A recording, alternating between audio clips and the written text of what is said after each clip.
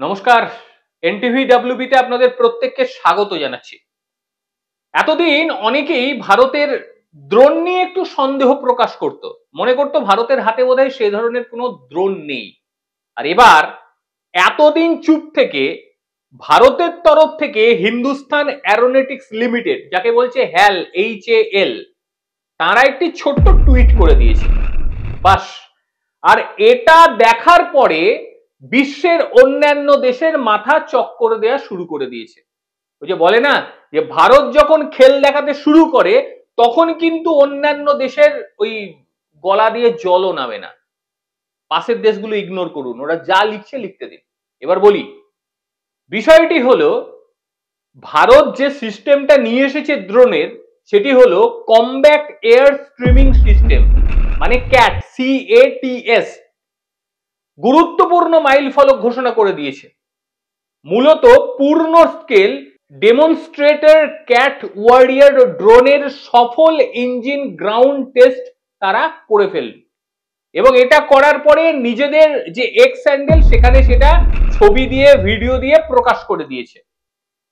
এবং এটি এতটাই উন্নত যা অন্যান্য দেশের কাছে এই মুহূর্তে এই টেকনোলজি কতটা রয়েছে তা নিয়ে কিন্তু সন্দেহ প্রকাশ অনেকেই করছে। মূলত হ্যাল বেঙ্গালুরুর অ্যারো ইন্ডিয়া 2021-এ এই ক্যাট ওয়ারিয়র ধারণাটা প্রকাশ করেছিল। কত সালে? 2021 সালে হ্যাল বেঙ্গালুরুর অ্যারো ইন্ডিয়াতে এরকম একটা তারা করতে পারে এমন একটা ধারণা তারা দিয়েছিল। তারপর 2025 সালের একেবারে প্রথমেই সবার সামনে, দেশবাসীর সামনে, বিশ্ববাসীর সামনে তাদের চিন্তা ভাবনার প্রথম পদক্ষেপ সামনে নিয়ে চলে এসেছে। বেশ কয়েকটা মডেলের মধ্যে রয়েছে। মূলত এই ড্রোনগুলোর মানে ক্যাট ওয়ারিয়র যেটা কাজ, সে কাজ হচ্ছে যে সমস্ত ফাইটার জেট রয়েছে এইগুলোকে সুরক্ষা প্রদান করবে। মানে ফাইটার জেটকে ঘিরে এই ড্রোনগুলো যাবে এবং ফাইটার জেটের আগে গিয়ে যে এলাকা ফাইটার জেট কাজ করবে সেই এলাকায় রীতিমতো ছানবিন করে পুরো তথ্য পৌঁছে দেবে তার কাছাকাছি থাকা ফাইটার জেটকে। বেশ কয়েকটা ভেরিয়েন্টের কথা কিন্তু বলা হয়েছে। কি কি একবার দেখে নিন। ইউএভি বলতে আনম্যান্ড এয়ার ভেহিকলস, সবকটাই তাই।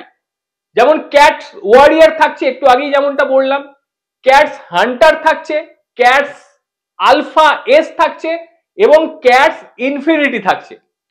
এবার প্রত্যেকটার কিন্তু আলাদা আলাদা কাজ। প্রথমে ক্যাট ওয়ারিয়র কথা বলি। এটা মূলত system flagship drone.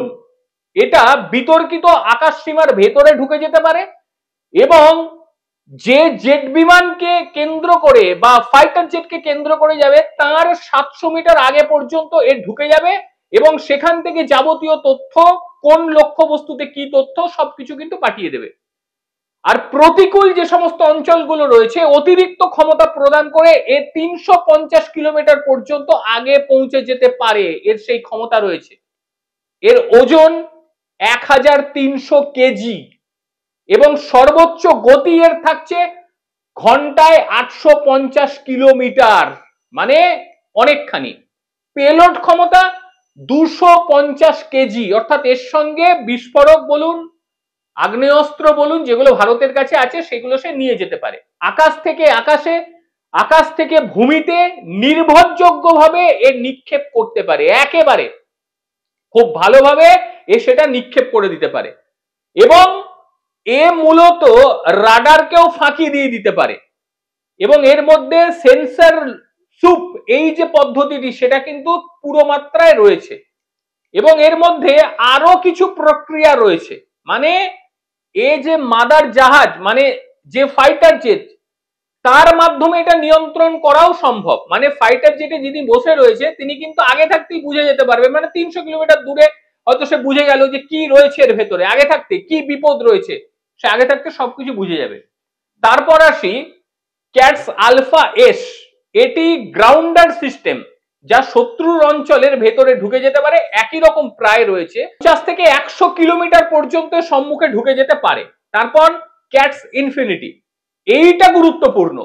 Cats infinity এই ক্যাটস ইনফিনিটি এটা মূলত সৌর চালিত একটি ড্রোন এবং এ মূলত গোয়েন্দা নজরদারির ক্ষেত্রে খুব ভালোভাবে কাজ করবে এবং এটি উড়তে পারবে 70,000 ফুট পর্যন্ত এবং এ বায়ুবাহিত থাকতে পারবে কতদিন জানেন?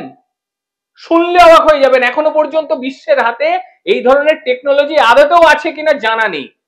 প্রায় 2 থেকে 3 মাস এ থাকতে পারবে এবং কাজ করবে পুরো উপগ্রহের মতন। মানে 70,000 ফিট উপরে উঠবে, তারপরে উপগ্রহের মতন 2 মাস 3 মাস ধরে সে কাজ করবে এবং এর মধ্যে যে সমস্ত সিকিউরিটি দেওয়া হয়েছে তাতে কিন্তু কোনো রাডার এর ধারে কাছে পারবে না। মানে রেডিও ফ্রিকোয়েন্সি এর মধ্যে থাকছে, অত্যন্ত গোপনীয়তার সঙ্গে কিন্তু ভেতরে ঢুকে যাবে, শত্রুর দেশের মাথায় পৌঁছে যাবে, তারপর সেই দেশের ভেতরে কি হচ্ছে না হচ্ছে সমস্ত কিছু তথ্য সে কিন্তু সরবরাহ করতে পারবে। এই রকম একটি প্রযুক্তি।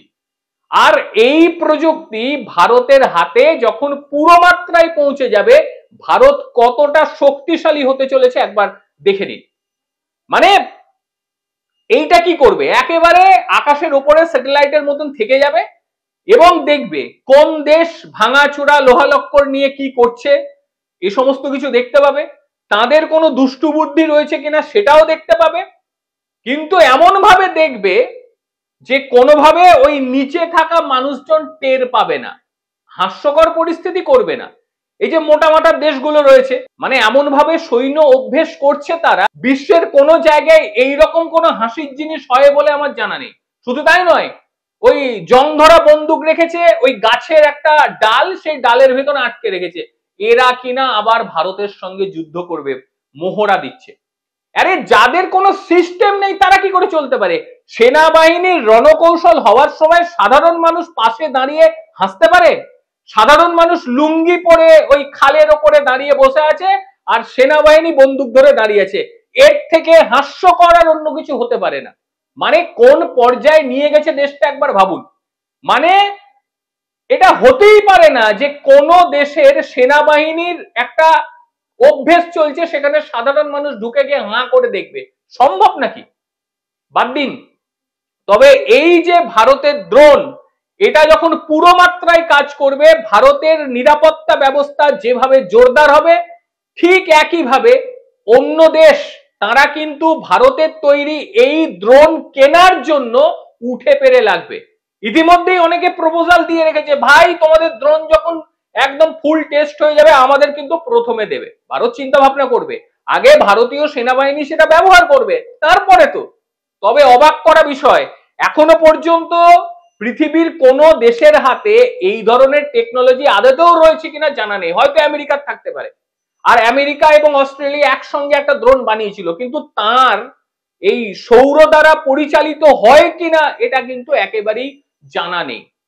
সুতরাং ভারতের এই আবিষ্কার ভবিষ্যতের যুদ্ধর যে কৌশল সেটা পুরো মাত্রায় পরিবর্তিত হতে চলেছে, পুরো মাত্রায় পরিবর্তিত হতে চলেছে। আনম্যান্ড, মানে একটু আগেই যেমন বললাম যে মানুষ থাকবে না, এবারে যুদ্ধ যেটা হবে সেটা হবে রিমোটে, সেটা হবে কৌশলে। ফাইটার জেট তো যাবে পরে, কিন্তু সেই ফাইটার জেট যাওয়ার আগেই, যখন ফাইটার জেট ঘটনাস্থলে পৌঁছবে তার আগে সবকিছু শেষ করে দেবে।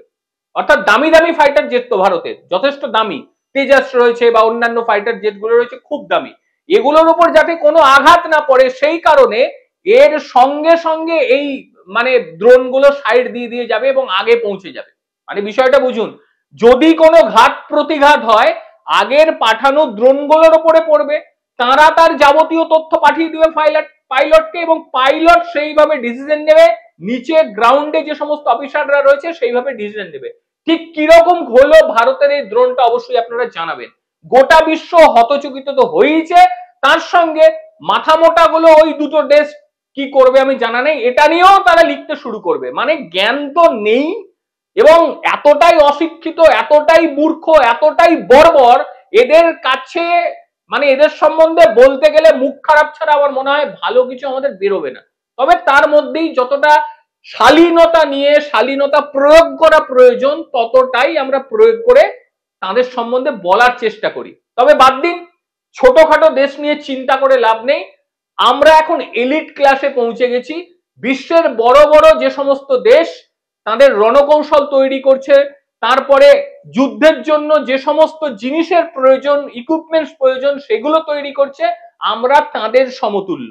আর ভারতের জিনিস কেনার জন্য ইতিমধ্যেই বিভিন্ন দেশ লাইন দিয়েছে, এবং একটা সময় দেখবেন ভারত বিশ্বের শ্রেষ্ঠ জায়গা পেয়ে যাবে, যেখানে নিরাপত্তা ব্যবস্থা থাকবে সবার আগে। যাই হোক, আজকের প্রতিবেদন আপনাদের ঠিক কি রকম লাগলো অবশ্যই জানাবেন। প্রত্যেকে ভালো থাকবেন, সুস্থ থাকবেন। আবারও দেখা হবে অন্য কোনো দিন অন্য কোনো ভিডিওতে। ততক্ষণের জন্য নমস্কার।